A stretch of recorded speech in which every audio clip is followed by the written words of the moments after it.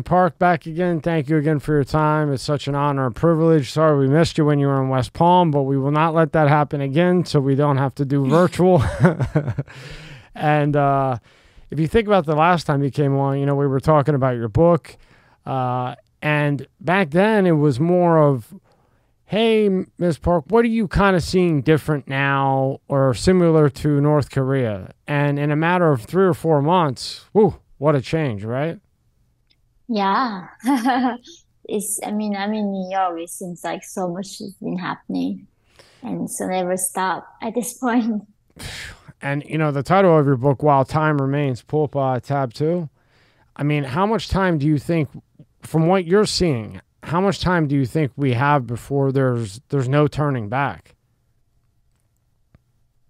I think it's a bit more complicated to me. Of course, it's urgent that my concern for being going in this direction is that the Northern regime brainwashed people to the point where people don't even realize they are oppressed and they are brainwashed. And I think that's real danger that I recognize. As long as people know that something is going wrong, I really think there's zero hope. So at this point in America, I do see that a lot of people are waking up. And it is really for us to testing if this democracy will represent the majority of Americans or not. And I went back through your book again before you came Mhm. on. Go to the next tab, because if you don't like it, some people don't like Amazon. If you don't like Amazon, you can also get the book here. You know the whole thing with the Amazon, and who knows? Who knows what's really going on? But if you don't like Amazon, you can get it here. It's a great book. I read it 3 times. I went back, and the one thing that stuck out to me now was you had talked about mob tactics, like a lot of mob Mm. tactics and things like that in North Korea. And whether you like Trump, love Trump, hate him, I mean, 4 indictments in, 2 months. And, even if you like Biden or don't like him, it's kind of funny that something happens to Biden, boom, you indict Trump. If that's not a mob-like tactic, that you were referring to, I don't know what is. And it's explained thoroughly in your book, and it's all like happening now. Yeah, I really think that even judicial system and all these branches become almost became they become so ideological. It's not about the facts and truth.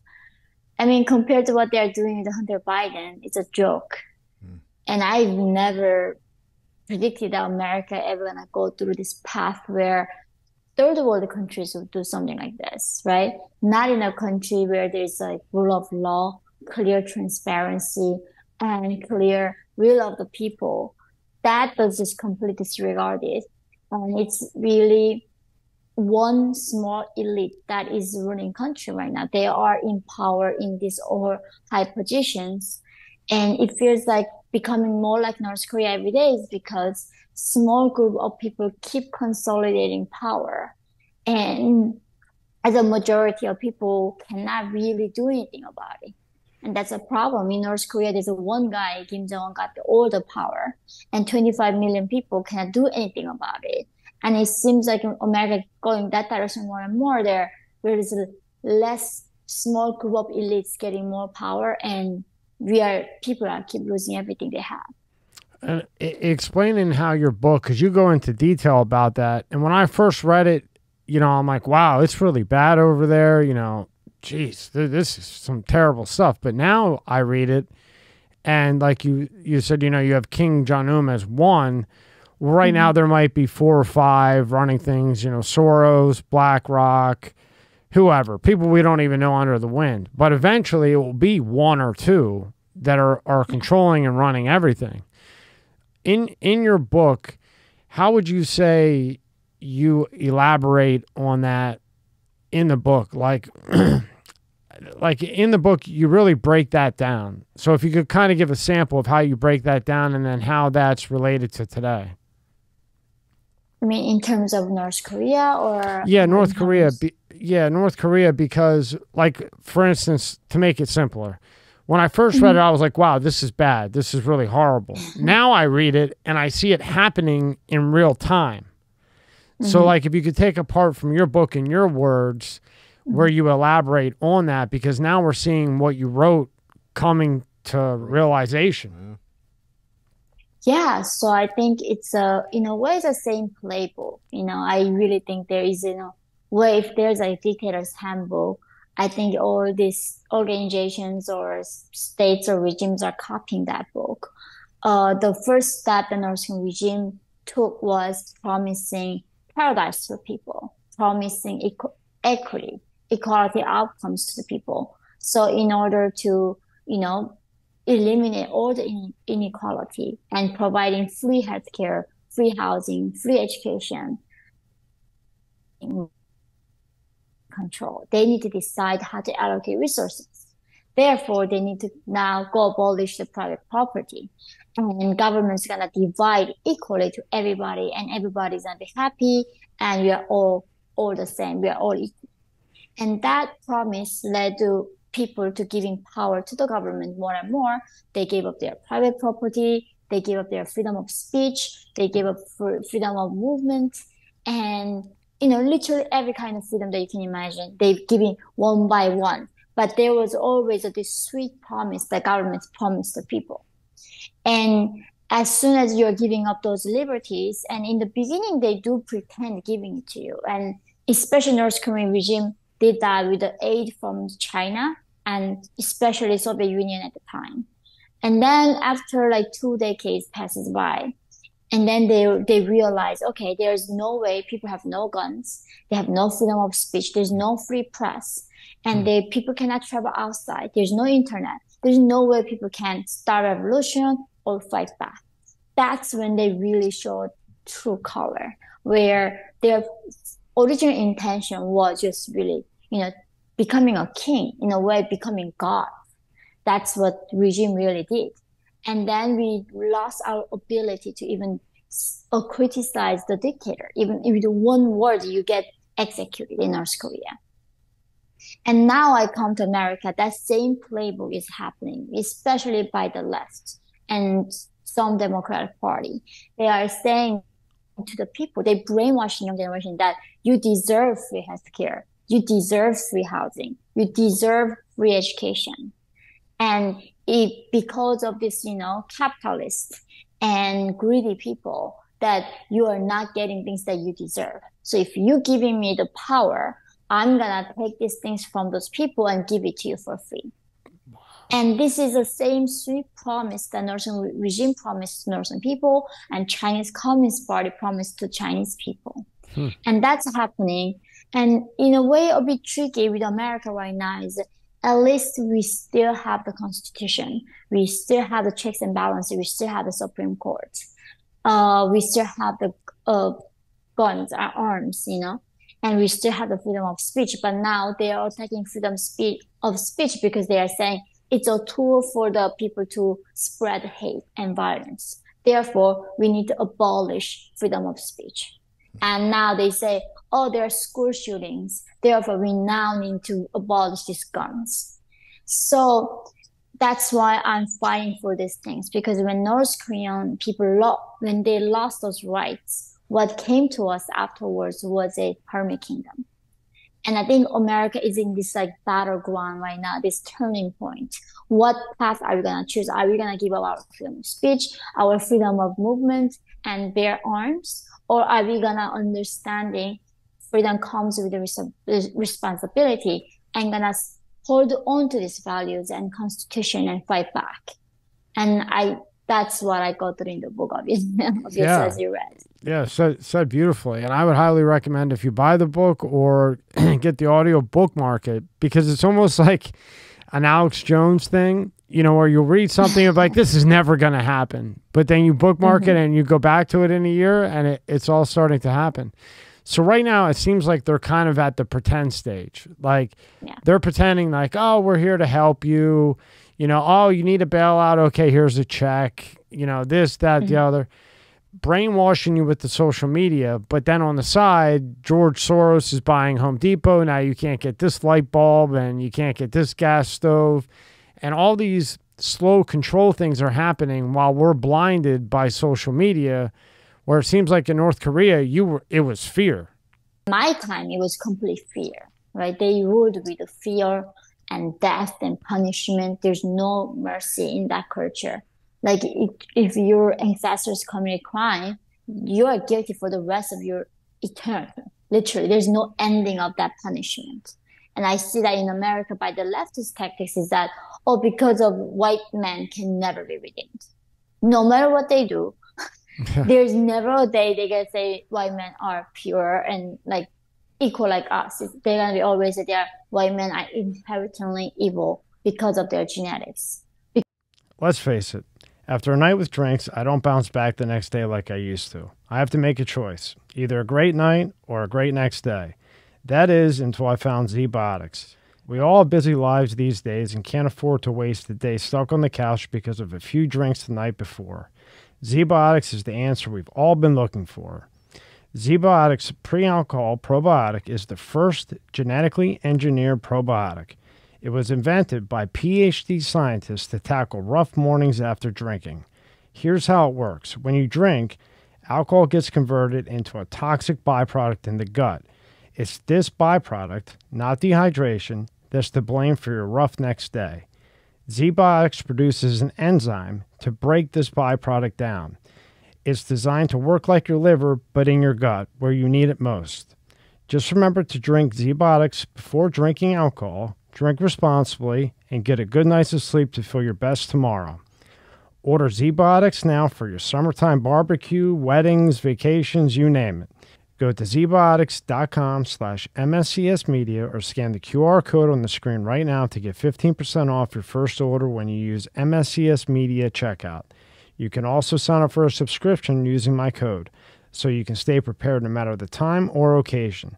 Z-Biotics is backed with a 100% money-back guarantee, so if you're ever unsatisfied for any reason, they'll refund your money, no questions asked. Remember, head to zbiotics.com/MSCSmedia, use the code MSCSmedia at checkout for 15% off. Thank you, Z-Biotics, for sponsoring this episode. This episode is brought to you by Let's Get Checked. Are you the man your father was? Recent studies have shown that men's testosterone levels have dropped substantially since the 1980s at about an average of 1% per year. Think about how old your father was when he was born. For example, if he was 30, your testosterone levels could be 30% lower than his. Low testosterone levels can have all types of health effects on men. It can affect your mood, sex drive, memory, muscle mass loss, you name it. And yes, low testosterone is more common the older you get, but it can affect men at any age. So let's talk about today's sponsor, Let's Get Checked. You can order a testing kit that will be delivered to you in a discreet packaging with next-day delivery. Once your sample arrives in the laboratory, confidential results will be available from your secure online account within 2 to 5 days. So, if you want to test your hormone levels without having to leave your home, visit trylgc.com/MSCSmedia and get 25% off your test using the code MSCSmedia. The link is in the description at the top. Because of what their ancestors have done. It's like that in North Korea, because of your ancestor was a landowner, a capitalist, or somebody opposed the regime, now your blood is tainted. Mm-hmm. Your genetics is oppressive. And that tactic is coming to America where people are being divided by what our ancestors really did. It's not something that we were owning what we did. This is the dictators another the rule they tactic they use divide and rule. They have to divide the people, make the people not trusting each other, making people hate each other. In North Korea, they plant spies everywhere. Like everybody's spy. You cannot even trust your own family. And now in America, they are saying, if you see something, say something. In college campuses, if somebody's saying something hateful stuff, say something. Come to the administration. Like literally, they are planting seed of distrust and hate between people. So people cannot go each other and helping each other. Rather now we have to look up to government to solve our problems. And that's how they always rule. And that's why America is so divided. It's not something just happened to America. We are questioning, why are we so divided? It's by design. This is how the dictators are going to win eventually when people are divided. Families divided. When everything is destroyed, when everybody is isolated. that's when dictators come in and be the savior. And you know, it goes all the way back to slavery, to banning alcohol. Like the divide, this is a long process, like you said, planned out. And I thought of your book. Who did we just have in when they were talking about? Oh, we had Brandon Tatum in again, and yeah, and you know, he was a cop and everything, and he said in his whole entire life, I felt like people were racist against me maybe once or twice. In the last year, maybe 10 times, you know, and that was a way to divide. Now you go to this, to that, and then, you know, with the gay rights, the gay people fought forever to have some rights, right? So now you have that divide alone. They kind of get the rights that they want. You know, other people that feel a different way, they kind of say, okay, you know what? If this is what you want, we're going to leave you alone, do that. There was no real issue. That wasn't enough. Now you throw the trans in. Now you change the body parts. I mean, divide after divide after divide. And I think it's in the middle to the end of your book when you're really talking about North Korea's divide. And I assume that was more toward the end when it really got divided, where ultimately then the power was at the top and everybody else stayed the same. Like you had said before, if your father didn't have a great job or whatever, it didn't matter if you were Einstein, you were still at the slums. Yeah, I mean, they literally, North Koreans are a homogeneous like nation. We don't have different races or anything like that. We speak the same language, same genetics, same history of about 5,000 years. And literally with that country, they divide us into 51 different caste systems. Wow. So this is a tactic that, you know, socialists use, dividing people. Because when we are divided, we lose our power. There's so much power and synergy effect happens when people unite.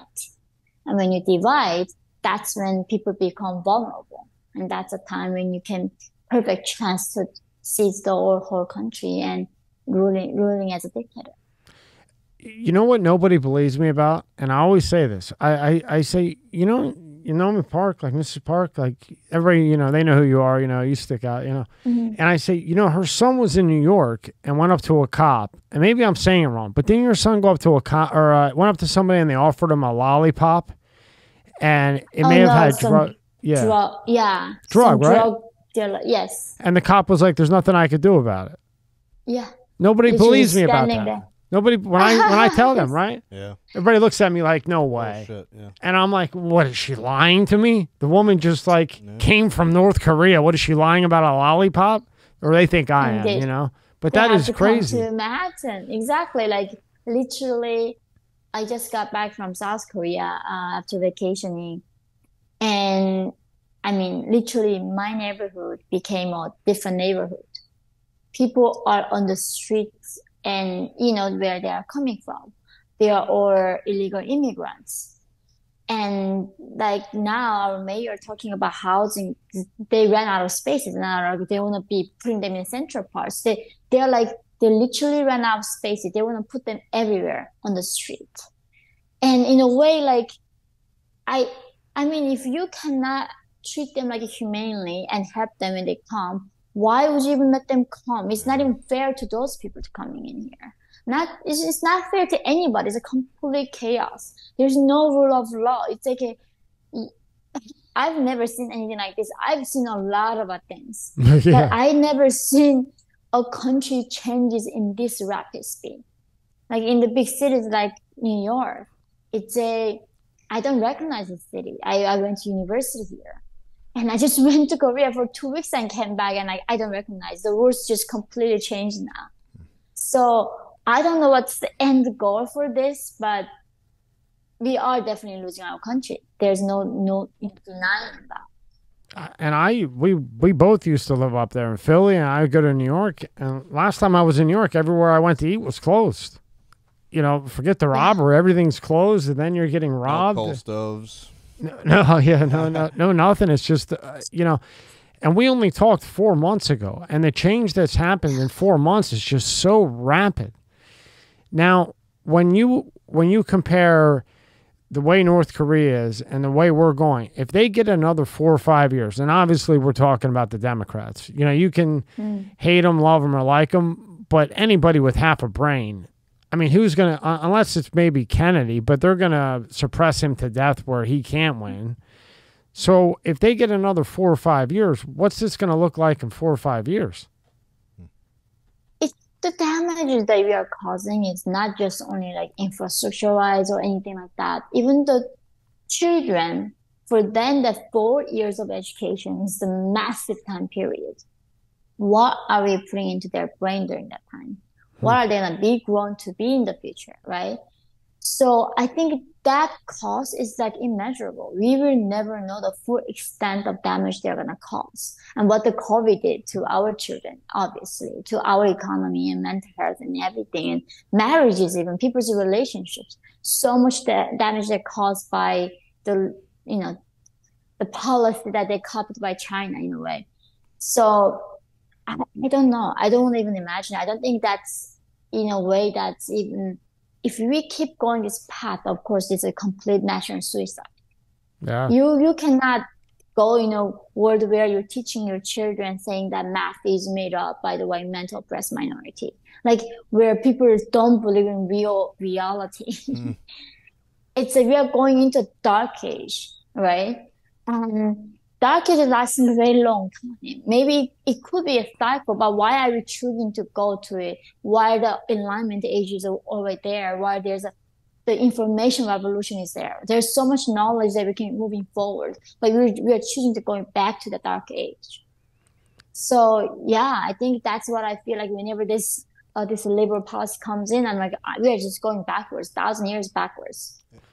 And the way I look at it is, it feels like they're just corrupting the youth. You know, they're so worried about a country song by Jason Aldean, and then you have movies and music, other music, and kids' TV shows that are teaching like terrible things, but that's okay. And it seems like they're just corrupting the youth to what they want, and as they get older, you know, if you're taught something, that's what you believe is true. Yeah, I mean, that is the reason why even Kim Il-sung's youth, you know, Stalin's youth, and Mao's youth, they all focused on radicalizing young children. They always knew that it is impossible to change older, mature people, adults. So they had to go implanting this like ridiculous radicalized ideology to young children. And they are going to be always the forefront fighting for the revolution they want to see in the country. And that's why they are focusing on children so much. And it's a horrible thing when your children going that path, and it's not their fault they are getting radicalized. They cannot help themselves because all day long the teachers planting this kind of ideology in our children's head. And I mean, myself, like, I wish I didn't work. I could homeschool, but we have no choice. We have to send our child to school. And it's a huge problem. Yeah, you have a son. I was going to ask you. I have a daughter, and I thought private school. Like public school, I was like, ugh. I mean, daughter, like, you know, whew. And then you know, if you don't know somebody that runs a private school, that's not even safe anymore. You know, I've had people in where they spend $50,000, $60,000 a year for private school, and behind the parents' back, they're saying, hey, you know, Jonathan or, you know, Giabella, how are you feeling today? Do you want to hang out with the boys? Do you think you want to be a boy at like 5, 6 in a private school? So, I mean, what do you do? I mean, with I guess I'll work 3 jobs and homeschool during the day or something, because I mean, what do you recommend for somebody right now? You know, if you're working, your son has to go to school, you know, what options do you have? And then, you know, the government, it's almost seeming like in this case, they're forcing people to put their kids in the schools that they want because everything's going up in price. So now before, when the dad could work and be the alpha and bring home, the mom could stay home, you know, you could survive on $50,000, $60,000. You're not going to have a great financial life, but you could do it. Now that's not happening. So they've almost forced you to go into a curriculum, even if you're against it. Yeah, it is. It's really, as a parent, like your choice is not that many here.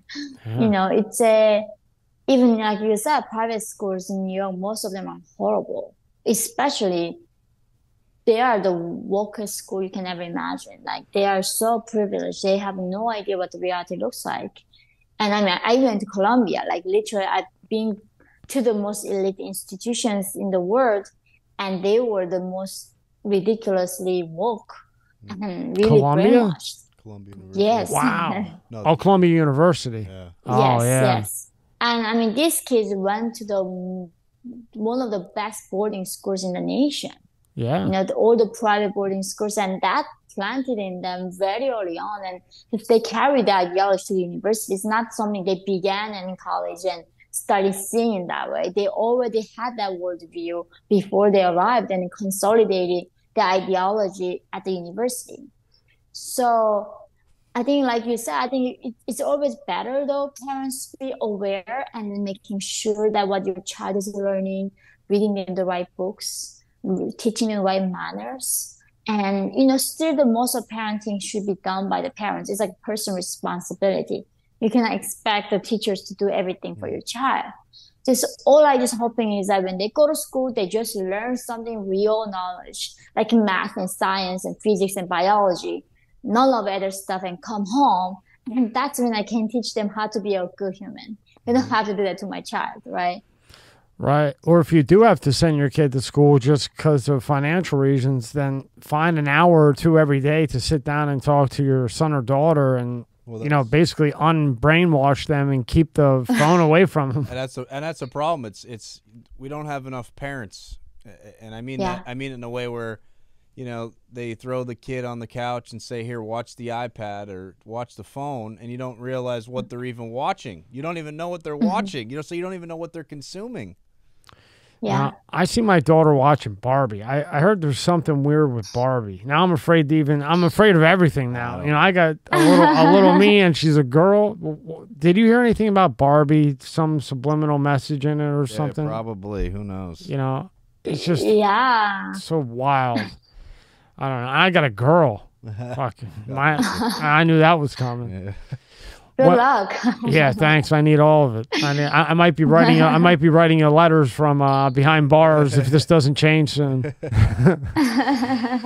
When you saw, and from your knowledge, obviously, of the divide, like when North Korea divides and they have to do that to get where they want, and in the past China, what's all the other power countries think? Like with us, we're worried about, like, no offense, but like bullshit climate change, in my opinion, what bathroom to go into, just meaningless stuff, letting our kids on the phone till midnight all the time. I think China turns it off at 6. I don't know what North Korea does.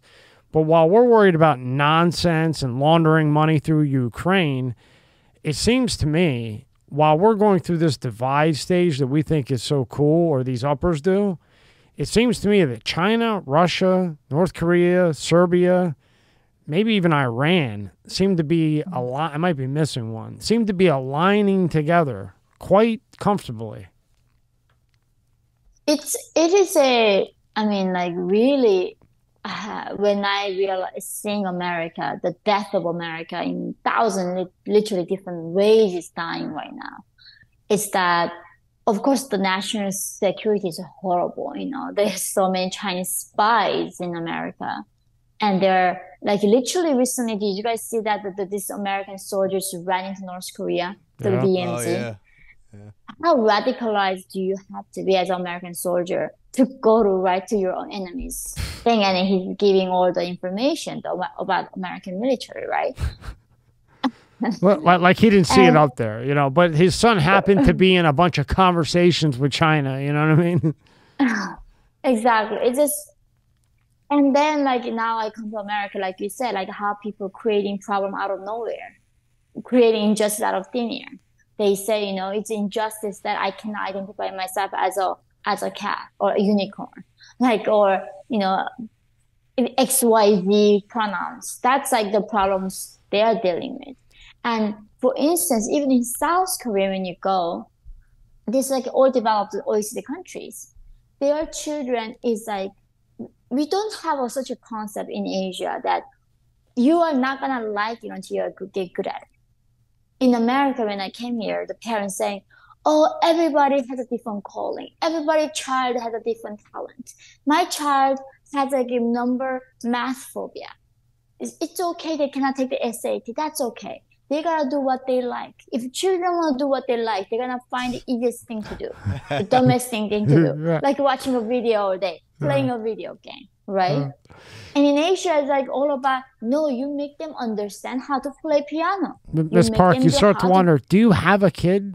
Like if I let my daughter's Giabella, if I say, Giabella, do whatever you want, she's going to go get a popsicle or play with Play-Doh. Correct. It's one of the two. Like, exactly. They're going to eat chocolate and they're going to literally kill themselves by eating chocolate cake, eating horrible drinks, and watching TV and play video games. They're going to die if you let children follow their own calling at that point. What a dumb statement, you know.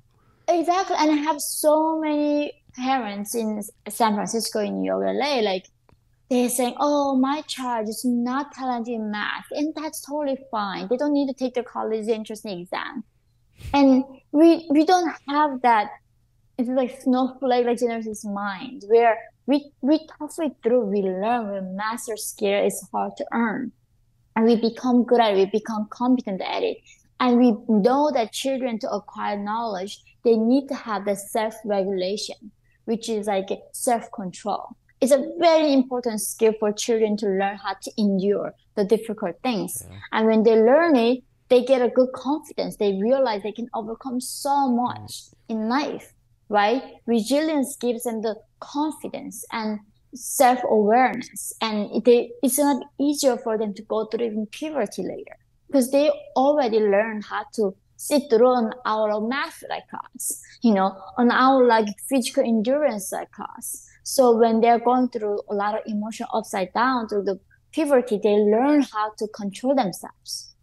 We don't teach them any of these real skills. All we're teaching them is how to complain. Literally, this is a nation of like complainers. Like, in a way, if you keep complaining and being cynical, we reward them, like as if they're the smartest person in the room. If you're just happy and be grateful, they treat you like a dumb person. So I don't know where these like dumb cultures came to America and took a root in the nation, but this is a really dark path. And then now they said like, "Oh, you're Asian mom, you're so tough. Your children are not gonna have a good self-confidence." It's all about giving them, make them feel good. Not about them actually how to make themselves being comfortable, right? So I see so much problem on the horizon, and how are we gonna even compete with any other nation in the world? and I don't mean to book you to death, but it goes back to your book where they start doing this, and this is where the divide ends up. This is where it ends up. It all ends up in communism. You can call it whatever you want, but this is the stages of progression. Yeah. All behind closed doors. And I couldn't believe it when he told me they took out woodshop. So if you're a guy in woodshop, you take a saw and get some anger out. They took it out. There's no woodshop. There's no there's no culinary class in school anymore. Some schools. Some of them. Like when we used to go to high school, you'd have to go to woodshop. You'd have to go to culinary. You'd have to play with a frog and dissect it. In Florida, some of them took it all out, and she has a son, so she'll love this. Say what they said about football. Oh, yeah. So this is crazy. We live in the state of Florida where, in case you didn't know, it's very hot here in the summertime. And so football practice outside, listen, it gets hot. I get it. You don't want anybody to pass out, which is understandable. So you got to make sure you hydrate, drink water. So instead of teaching kids how to properly hydrate, how to properly take care of themselves, they said, no, you know what?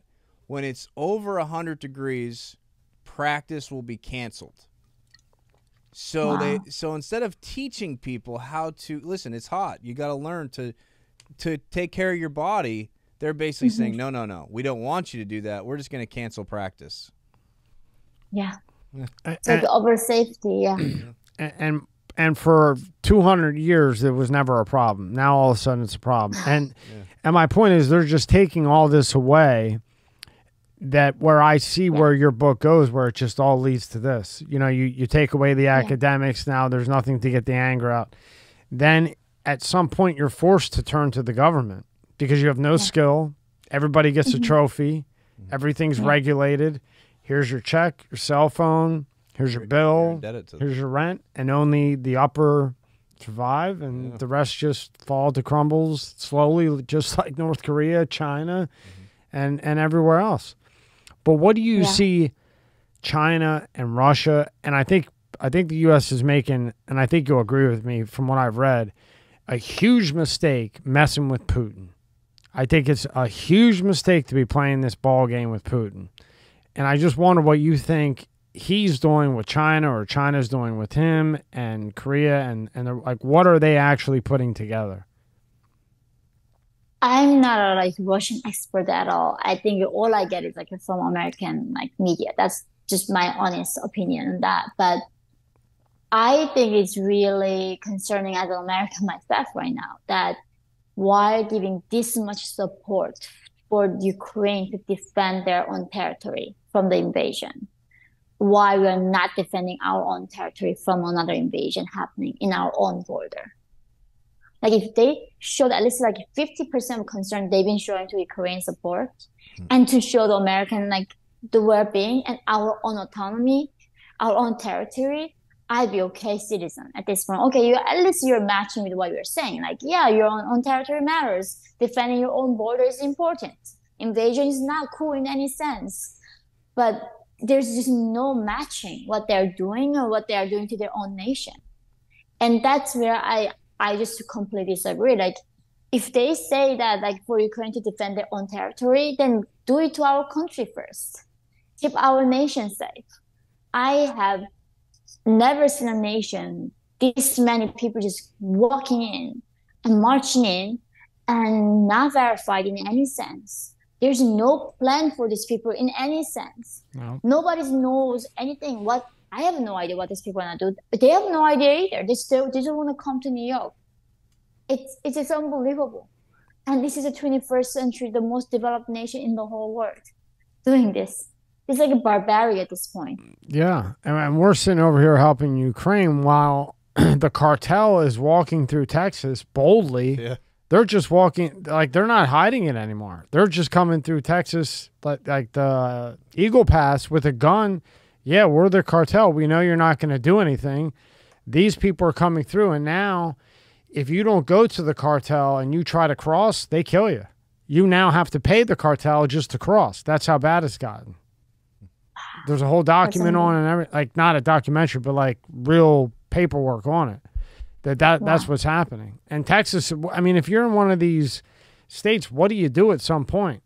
You just go out there and sweat to death every day and watch it happen? I mean, what do you grab a cup of coffee? Yeah, you just grab a cup of coffee and a lawn chair, because what are you going to do? Yeah, I mean, I'm a mother. I'm very compassionate towards men. But literally as a woman going on the street, walking in my neighborhood, day and night, all these men from just out of nowhere. I think they are coming from a lot of African countries at this point, just sitting on the road all day long. Tons of trash on. It's so bizarre. Is this a public housing? Our street became a public housing or be public tent? What is this? And growing up, cereal was one of the best parts of being a kid. But as I got older, started working out, I had to watch out for sugar and empty carbs. Magic Spoon has the amazing flavors you'll love, but high protein and less sugar. The variety pack, 4 flavors, cocoa, fruity, frosted, and peanut butter. This pack has 0 grams of sugar, 13 to 14 grams of protein, and 4 to 5 net grams of carbs. Only 140 calories per serving. It's high protein, 0 grams of sugar, keto-friendly, gluten-free, grain-free, and soy-free. The fruity one, I'm done for. I can eat the whole box, no problem. Go to magicspoon.com/MSCS to grab a variety pack and try it today. And be sure to use promo code MSCS at checkout to save $5 off your order. And Magic Spoon is so confident in their product, it's backed with a 100% guarantee. So if you don't like it for any reason, they'll refund your money, no questions asked. That says something. Remember, get your next delicious bowl of high-protein cereal at magicspoon.com/MSCS and use the code MSCS to save $5 off. Thank you, Magic Spoon, for sponsoring this episode. This episode is brought to you by Manscaped.com. Breaking news, Manscaped now sells beard products. That's right, they are once again revolutionizing men's grooming with brand new Beard Hedger Pro Kit. From a beard trim to a fresh shave, the technology behind Beard Hedger Pro Kit allows you to shave your signature beard look. Now you can finally use Manscaped products to make your drapes match your carpet by going to Manscaped.com and using code MSCS Media for 20% off and free shipping. No one likes a weird beard, so say goodbye to all the stubble trouble with Manscaped's Pro Beard Kit. It all starts with the Beard Hedger. This thing is a monster of fixing faces. First off, this cordless trimmer has a rotary wheel that gives you 20 hair cutting lengths, all with one guard. No more messing around in drawers, this color one, that color one, all with one guard. Plus it's waterproof, so you can shave in the shower and avoid all that hair in the sink. The Pro Kit doesn't end there though. First, there's the beard shampoo and conditioner. You need to remember your hair is different. Next, Manscaped's beard oil. Cap it off with beard balm. The Pro Kit also comes with 3 different gifts: a beard brush, comb, and scissors to ensure your beard is ready to impress. So get 20% off and free shipping with the code MSCS Media at Manscaped.com. That's 20% off and free shipping at Manscaped.com. Use the code MSCS Media. Public tents with free needles. Yeah. And our only request is that you vote and, do whatever we say. I mean, that's really what it's come to. Yeah. So, something you had brought up a little bit earlier, and I like to know how it would work in like North Korea or China. So you have Biden, right? So like, let's just pretend it's not Biden. It's just some guy named Biden. And you have Hunter Biden, and they have all the evidence. There's no Democrat, Republican. It's just this guy that has a lot of power. And it's clear that there's money laundering. It's clear that that they've been working with our enemies.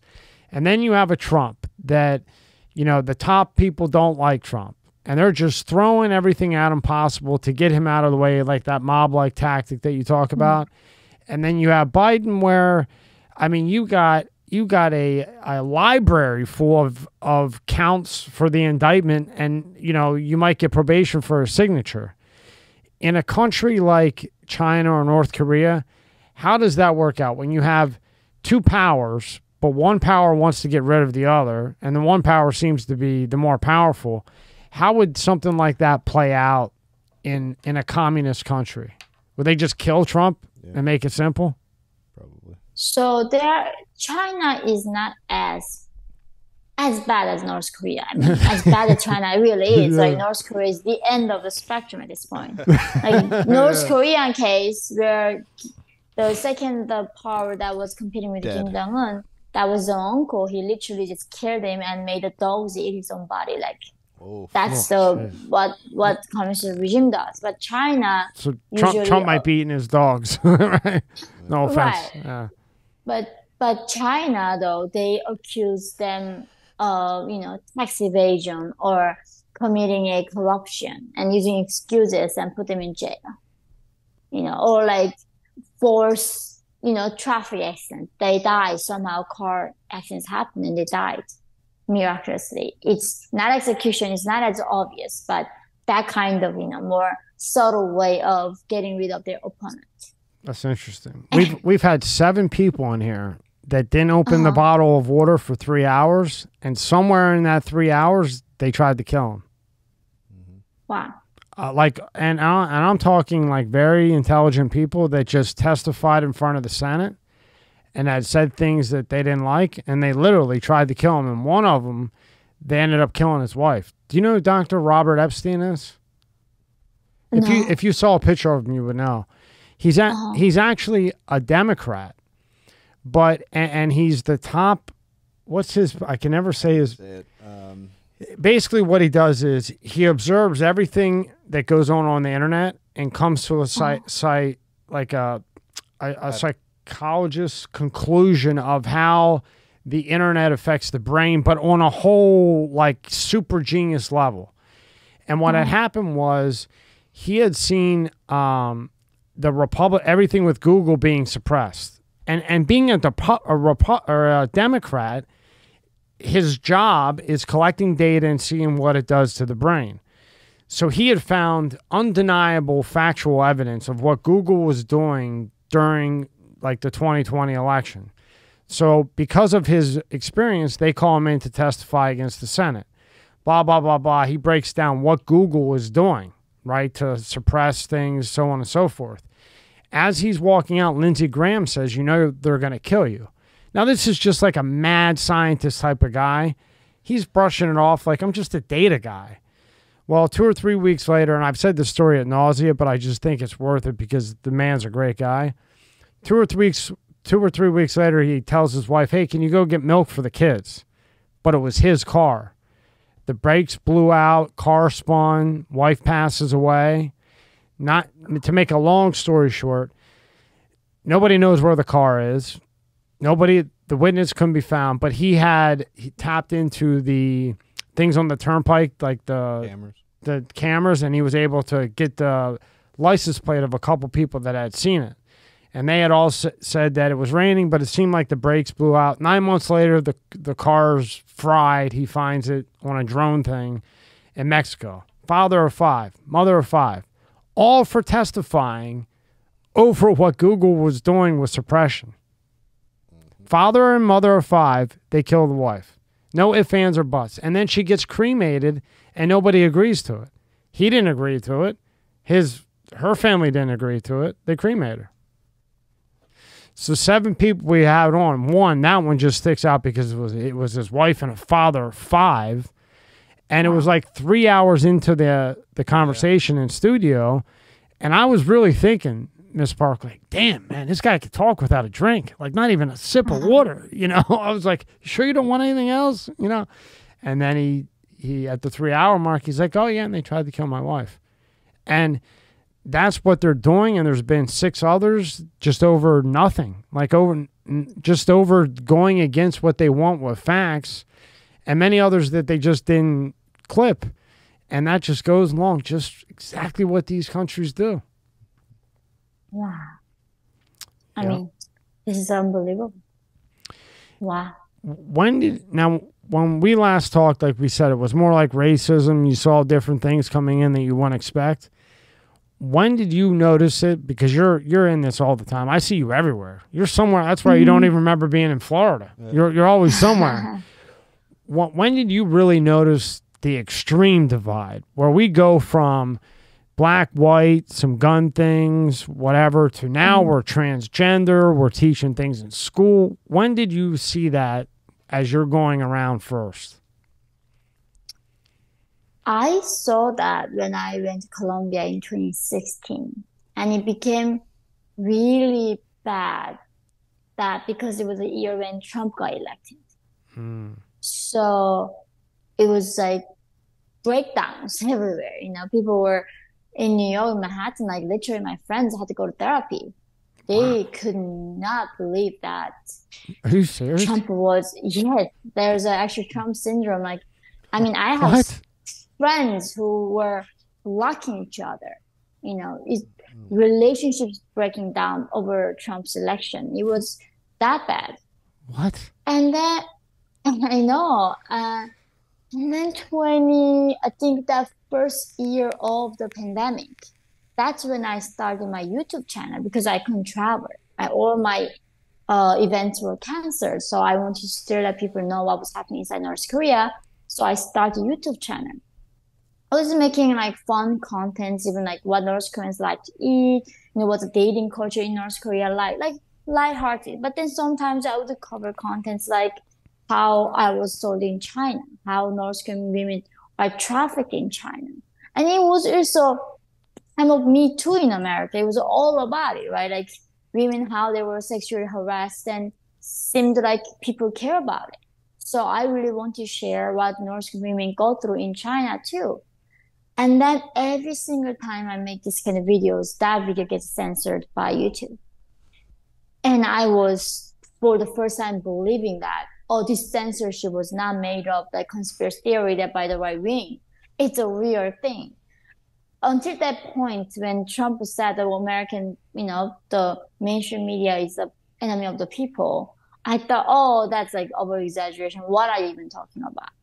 I did not understand the degree of manipulation, degree of the lying they were telling American people, degree of the control the mainstream media and the social media platforms had over people, American voices. Like I had no clue. And I think that year, the first year of pandemic, doing my YouTube channel, I really got to understand that this was not indeed the land of the free. It was somewhere in between for sure. Can you pull up, YouTube? I got, I'm a coder, so I'm pretty good at dodging what they censor. And I had Edward Dowd on. And this was right before Kennedy announced he was going to run for president. And Kennedy was just the forwarder of the book. He wasn't on. He was just the forwarder. They striked it. Now, I wasn't aware. When I put it up, Kennedy hadn't announced that he was running. 3 days later, he announced it. Strike, boom, took it down. Then all this Twitter, Elon thing, Dr. Robert Malone, I know you know who he is, the memoir and I, he did 9 of the Proctals. He's been telling me for 2 years that Elon is a threat and blah, blah, blah. And here I am over here fighting with a guy with 10 master's degrees. And I'm like, no. Then come to find out, Elon buys it for double the money, gets Tucker, everybody come over, it's verified. And I'm not saying the guy didn't do great things, but then out of all people, he makes that Laura Linda, the CEO of Twitter, who is the most pro-vax, highest censored lady on the planet. And then 3 days later, his Neuralink gets approved for 3rd stage of FDA approval, which is the last stage before it's approved. So you buy a company at twice the money, you get Tucker, everybody comes over, you say you want people to be verified so it's not bots. Then you go for Don Lemon, I don't think you got him. Then you make Linda, the CEO, basically running everything to get your Neuralink approved. Then you tell everybody to go outside to get air so you can only view so many. Or did you say that so that they can put in front of you what they want you to see and you don't have time to go look at other people's opinions? And then, furthermore, I had sent a message to Dr. Malone, and this just goes on to how censored this shit is. And I said to Dr. Malone, the mRNA guy, been doing too many of these, I say, hey, I'm a moron, you were right, and they censor me for saying moron. I get a pop-up that says moron violates our standards, but I'm calling myself a moron. And that's when I was like, wow, this is really, he was right. Yeah. In my opinion. I could be wrong, he could be wrong, but in my opinion. So, that's that. Interesting. Wow, what an overview. Yeah, it was just wild. Because he had been telling me for 2 years that Elon was like the arm that nobody's looking at. And again, I don't take away what he did, nor do I know. But the Twitter thing seems a little weird.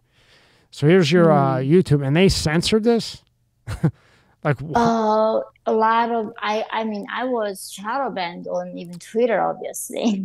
Wow. Even after Elon Musk took over, I was shadow banned. This episode is brought to you by Fiji. More than just water. This is not just rock. It's ancient volcanic rock that filters tropical rain, giving it double the electrolytes and its signature soft, smooth taste. It's not just water. It's Fiji water. And I'm not sure right now. It's been a long time I've been shadow banned. He's the arm. So he's the arm that nobody's looking. I have no idea what that is, but it wasn't that free after even he took over because I was obviously shadow banned. Yeah. But maybe hopefully I'm not anymore. But on YouTube, obviously, so many videos that I couldn't even upload. And so many videos that I was talking about human trafficking or exposing CCP that got censored. And that made me really realize that, indeed these platforms are so biased and they are the mouthpiece for the Chinese Communist Party. They don't let American people to have voice on there if they don't disagree with that. And the fact that they censor somebody talking about North Korea, our enemy, that seems absolutely wild to me. And not only wild to me, but goes along with the agenda and everything you say in your book that is going on. I mean, really. And there's your Twitter. You're killing it on Twitter. I'm not as much active on Twitter. Yeah, thank God I'm not on TikTok for sure. Oh, fuck it. I mean, I know everybody goes to Twitter, but every time I go, depending on what I put up, if I put up Peter McCullough, if I put up somebody they don't like, I'll drop 50,000 followers, literally, and things will drop. It just depends on, but if I put up the barbershop guy and he's popular, I'll spike up again. And then I put up somebody controversial, boom, down 50. I've lost 100,000 followers in 2 weeks once. Really? It was over. Wow. I forget what it was over. It was over one of the pandemic, one of the 10 million people that were involved in all of that. I wanted to ask you a quick question, Ms. Park. When President Trump was in office and he went to the demilitarized zone with North Korea, and you saw him walk over and shake hands with Kim Jong-un, what was your personal feelings about that? I've heard mixed reactions on that. What were your personal feelings when you saw him do that? So it's a very different. So at the time, I was huge critic of Trump for meeting Kim Jong-un like that, because internally Kim Jong-un is going to tell nursing people, look, even though American president worships me, they respect me, and I'm a legitimate leader that American president comes meets me and respects me. So in North Korea, it's like it was a completely a propaganda tool for the regime to use. That American governments meets him and sitting down with him and put him in the equal level in a way, because Kim Jong-un is a terrorist. He's not a normal leader of a nation. Mm-hmm. He's literally a dictator, as worse as horrible than Mao or Hitler or Stalin, right? And sitting down in the equal chair in the room and shaking hands, it looks really. It's not the same thing. At the time, though, I do understand the concern that Trump had. North Korea was conducting too many missile tests. It was a threat to Japan, to allied countries. It was a threat to America. He had to stop Kim Jong-un some way. But he didn't have to give him the legitimacy without any concession. North Korea did not remove any nukes, did not free any political prisoners, did not free their own people, did not do anything. They just got the free publicity, free attention, free, tool for the people to brainwash their own people. And I think that position really still remains. That North Korean regime is a very logical guy. He knows that he's gonna be eternal like God. Unlike Trump gonna be elected out in 4 years. Yeah. All Kim Jong-un was doing is buying time with Trump, entertaining Trump, giving the follow-ups, giving him some attention, sending him the love letters, praising him, and he just had to wait until Trump votes out. Then now under Biden, North Korea revamping all the missile testing, developing their capabilities. So any of the tactics that try to deal with North Korea obviously didn't work. And who is the next in line? Kim Jong-un can't live forever, and if he gets sick or if something happens, who is the next in line to take his spot, I guess? He has sons. Yeah, he has sons. He has many, many, many ladies, right? Yeah. He has wives, he has mistresses, and he has a lot of children. And that children have to be gonna be a Game of Thrones, like Kim Jong-un. He's coming from the third wife and second child. In North Korea, usually it comes from the first wife, first son. But with Kim Jong-un, it was a bloodbath. He killed his own half brother because of the throne. Oh, so it's for for the wives of Kim Jong-un, for the children of Kim Jong-un, it's not a fun game to play. It's going to be a death and life situation for them. And whoever the win, they're going to get the throne from the father. So now when he kills his half brother or brother, nobody says anything. They're just like, oh, he's dead. It was at the Malaysian airport. Remember, there's an international Malaysian airport. It was a global stage. He murdered him. And there's walking into, and there's nothing. This is the thing, like, there's so much, there's no consequences for dictators to kill lives. You know, there's a free world does not stand up for these bad guys. And we don't condemn North Korea for that. And of course, like, who's going to hold them accountable? Nobody. Right. So the way it looked to the U.S. was like Trump went over there and made peace. Everybody's getting along. But for North Korea, this was a poster to put up and say, hey, we're equal to U.S. now. Look what we did. And being they control all the media, it just made North Korea look like the king for 4 years over in North Korea.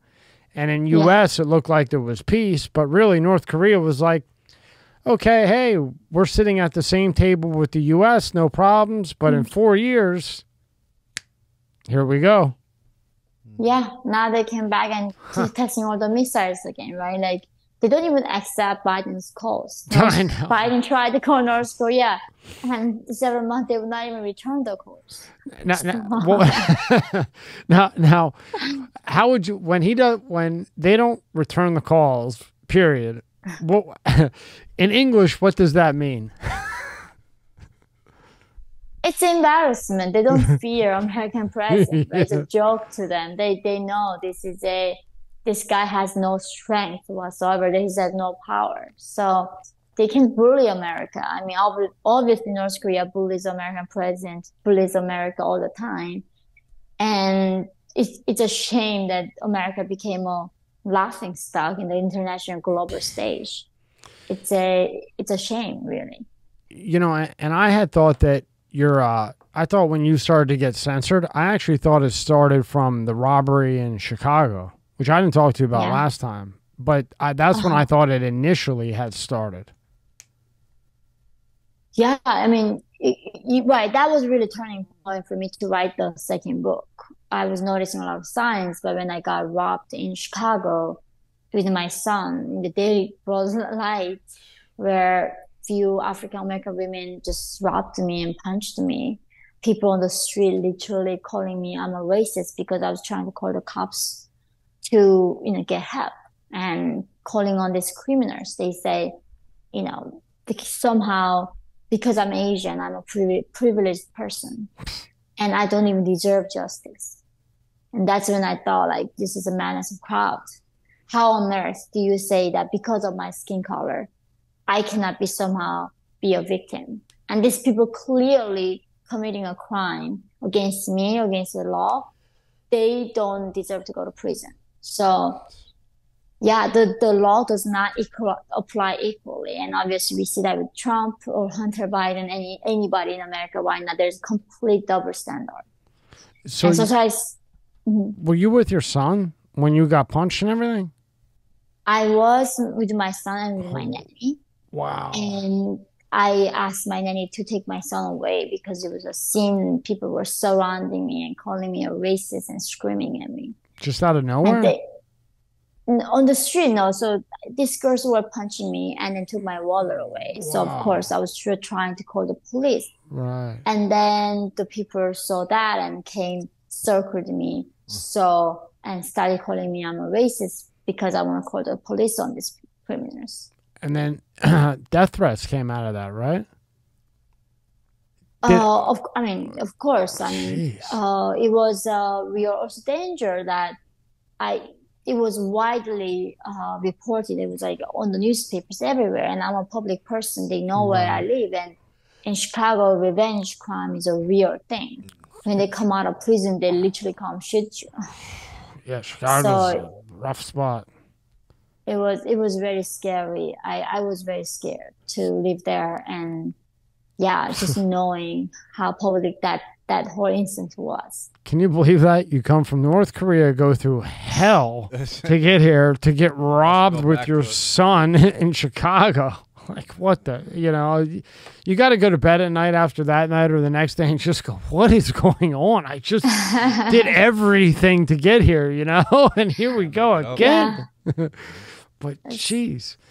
And what are your thoughts, like, to you, what is cancer culture to you, and what are your thoughts on that?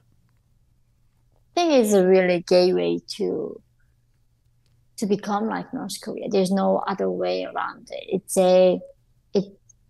It's not even a first step. When people get canceled for saying the wrong things or different things than the mainstream like ideology, that's a definition of authoritarianism.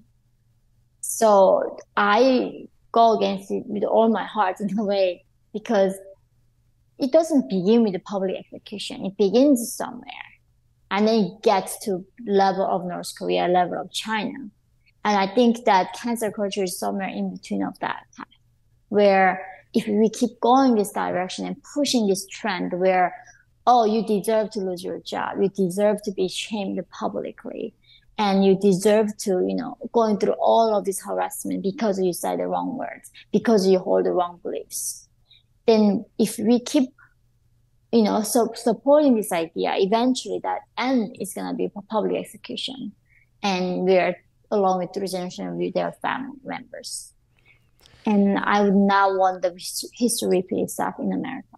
And a big example of that would be this judge trying to get Trump not to be able to talk or say much about the case. Is that what they're doing? They're trying to make it so he can't talk at all, or you just can't talk about the case? Oh, can't talk about the case, I think. So, I mean, that what a bind that is. Wow. I mean, I could see if you can't talk about classified documents, but to not be able to talk about, hey, I just got indicted for the 4th time, this is ridiculous. I think any human being would say that. And this guy, and they're probably going to grant it to him, too. Yeah. Sorry, I have to go pick up my son. Okay, you got to go now? Oh, yeah, you did say 4. Okay, just do one. Pull up tab 4 quick. I want to ask you just one thing real quick. I don't want to make you late for your kid. That's the worst, being late for the kid. I know. Yeah. I saw this. This is on your Instagram. This is crazy here. Yeah. It's I mean, that's just wild. Median household income in the United States by ethnic group. Yeah, it's like right now updated data is a lot higher, but it's clearly there is no systemic racism against colored people. Yeah, that's the thing. It's like it proves that American dream is real. This country is a land of opportunity, and in the face of this real actual data, I cannot believe that left is still using this ideology where dividing American people, telling them lies that America is racist. Wow. America has no systemic racism whatsoever.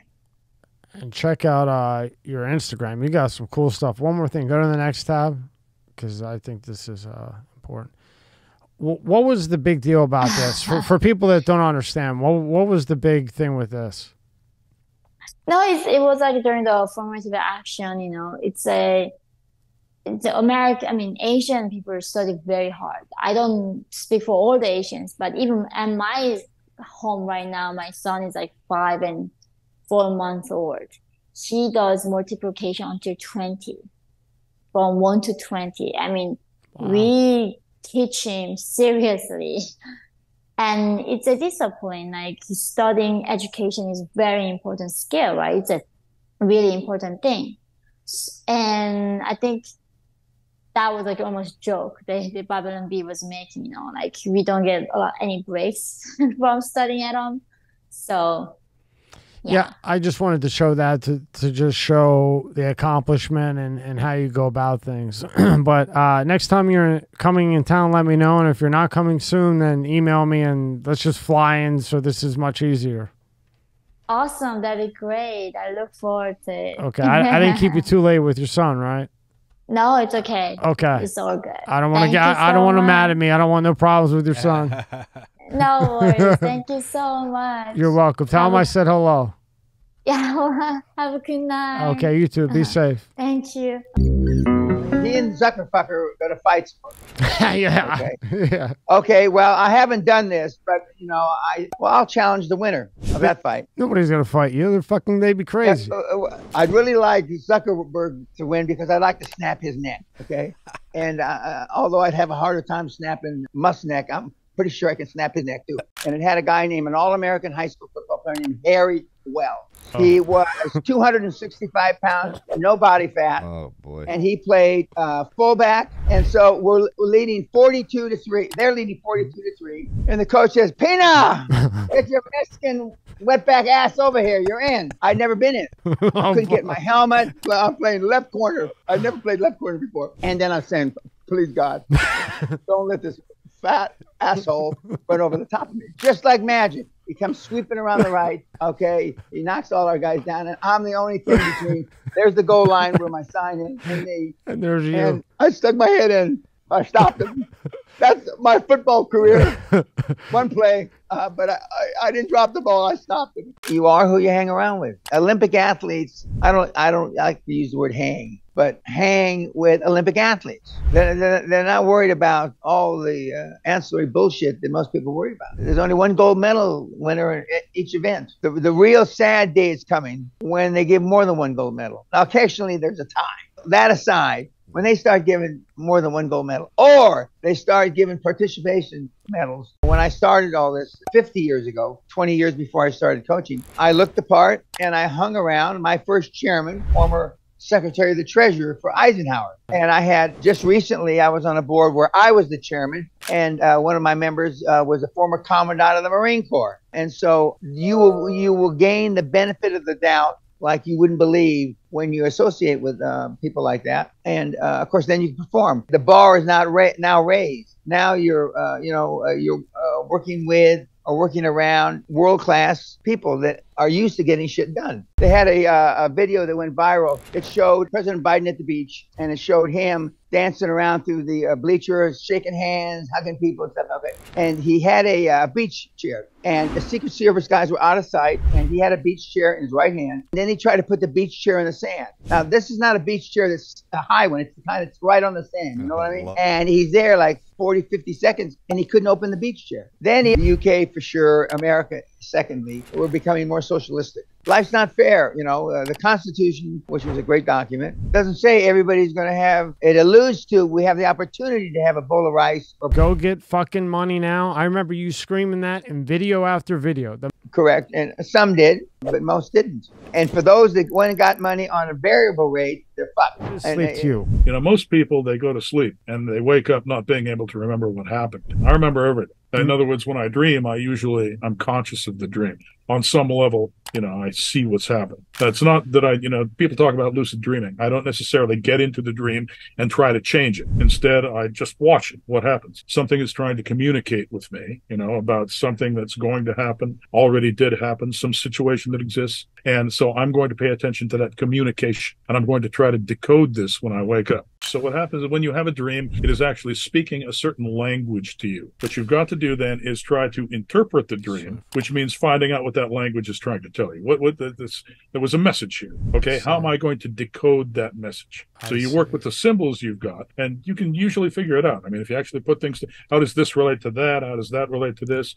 You can actually put those things together and come up with a reasonable interpretation of what the message was. Anyway, Elon has a long history of this kind of thing. He serves a function. Okay, his function is to exemplify the American dream. The American dream isn't doing so well these days. But there's Elon Musk. Oh wow, the savior, the richest man in the world. He's got $250 billion, and from nothing. The guy came from nothing. Yeah, except for his allowance was paid in emeralds from his daddy's emerald mine when he was a kid.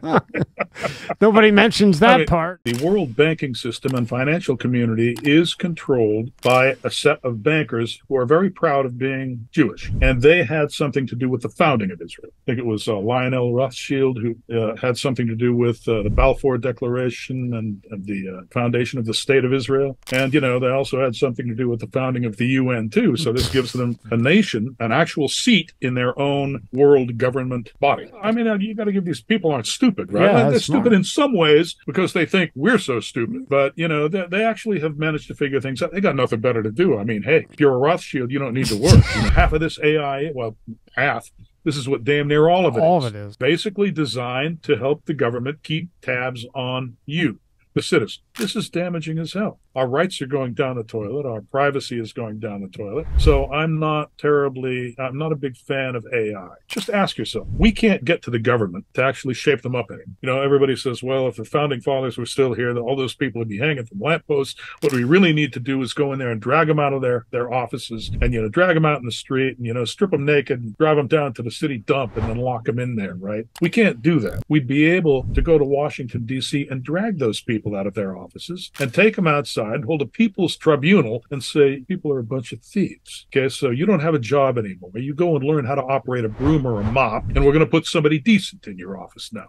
We would be able to do that if it weren't for the cops. Even if the money in that check has been stolen from the American people, nevertheless, he's loyal to the people that signed the check. You caught my attention with Shaq putting a bounty on you. Oh, yeah. So I go to like all these EDM festivals like EDC, Lost Lands, and EDC Orlando 2021. I heard for the first time in my life, Shaq was a DJ. Yeah. And I was like, all right, dude. And then people told me like he comes down to the crowd to actually mosh with the crowd. I was like, hey, I'm going. I don't care what it takes. I'm going. So fast forward to Lost Lands 2022, and I go. I'm just there anyways. He's having a set. I go again. And, you know, he starts calling me out again. He's like, I remember you. I see you. And halfway through his set, he's like, I'll give $1,000 to whoever knocks that big man down. Oh my God. And all of a sudden, dude, like they clear out 20, 30 feet around me. And I'm just in the middle of this circle with 30 feet in any direction. All of a sudden, it drops, the music drops, and I'm just bum rushed from every side. And oh man, it was crazy. If anyone ever thinks it's like bull, just look at George Foreman. Go look at some of those linemen, because linemen are the one that really get it, right? Like because you know, when you're a wide receiver, like I played football for a lot of years in high school.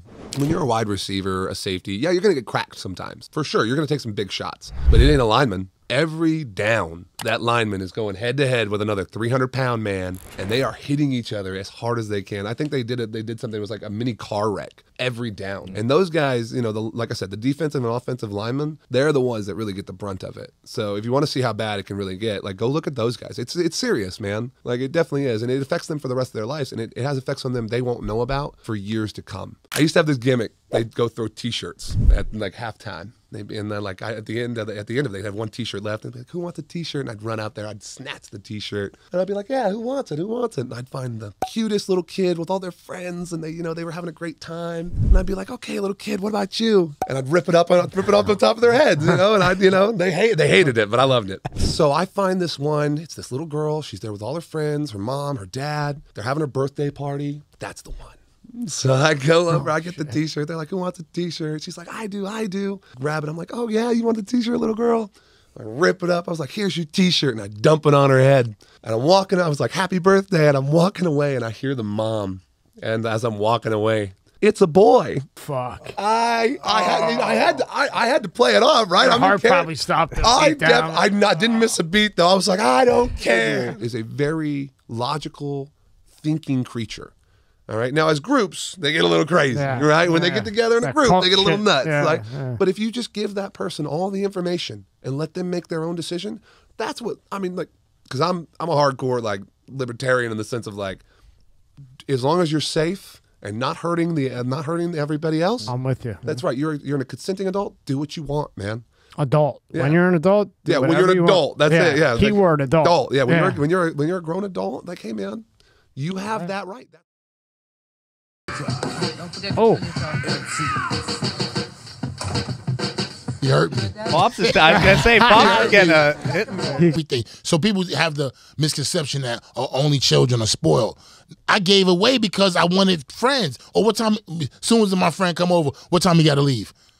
A mother like, boy, just relax, just hang out with your friends. Okay, what time they got to leave, Mom? Because we going to play this, we going to do that. Just play, man. Just have a good time. So that for a long time was my downfall.